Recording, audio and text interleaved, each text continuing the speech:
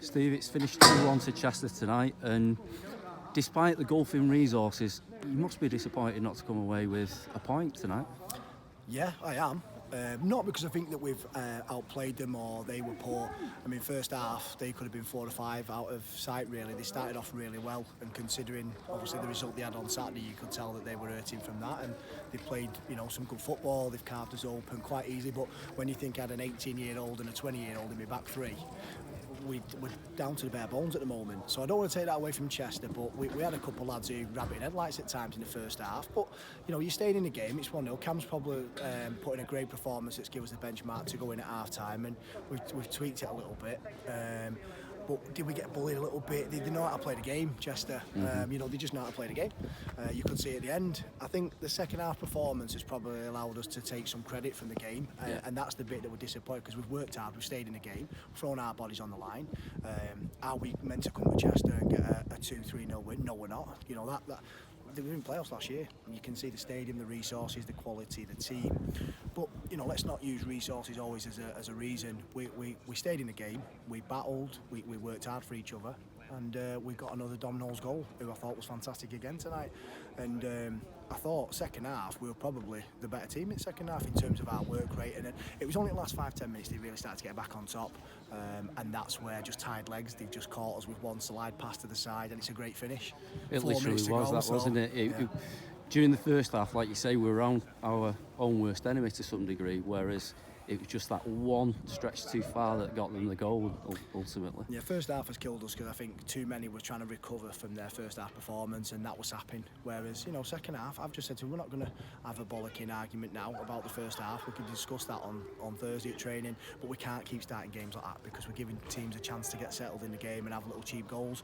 I'm not saying their goal was cheap, but if you think that 2 of their centre-forwards were able to run right through the heart of my centre half, because one of them's gone out to one. But we can learn and we can work on that. Whereas second half, full of pride, I thought we've acquitted ourselves really well. We're low in numbers.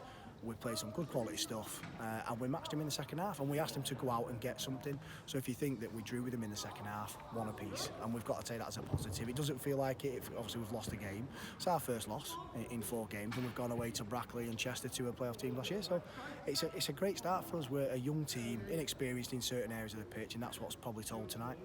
And finally, Steve, it's been a funny week in many ways, because we started the week, seems to be at the centre of a bit of a storm from the management team in terms of the money that comes to us from the National League. Do you think that was intentional? Do you think that was there to put us off track before we play Chester this week? Possibly. I mean, sometimes, they are an experienced management team in a club, and I think, it's easy for them to sit in their tower and start saying that clubs like us shouldn't deserve that kind of money.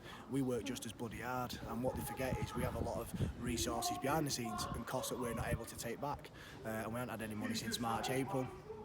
I think in a week that's been really tough for our club, because I just want to go on record as well and say, my heartfelt condolences to Gary Lowe's family, and the club have been hurting this week, and what doesn't help is when you've got people who just disrespect you because you've been given a grant the same as everybody else, and it just seemed to be us that kept getting targeted. Now I'm not going to sit and talk about that, but what that does do is it shows actually we're making enough noises now to make people stand up and take notice of who Curzon National are, and off the back of that, I'm sure people like, say, Gary Lowe, John Flanagan, Mark Bradshaw, managers before me, they've had that all the time. People disrespect us, and sometimes maybe I'm too passionate because it's my club. I've only been here 8, 9 weeks, 10 weeks, but this is my club now, and we're not little Curzon Ashton. I need to make that clear. And people say, oh well, the size of your crowd, that doesn't mean you're a big club. It just doesn't, and the grant has helped us survive as a football club, not a reward. I know that was a word that we used, but it is a reward for the hard work to keep us going as a club. People don't see that.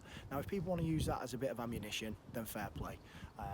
But in a tough week, you know what, there's bigger things to worry about than people being jealous of us getting a grant. And that said, I'd finish by saying, as a club, we hope we can do people like Gary Lowe and his family and Nev proud this season, and we'll leave everything on the field. And if people want to make statements, then leave it to them. That's a brilliant way to finish. Cheers, Steve. Cheers, mate.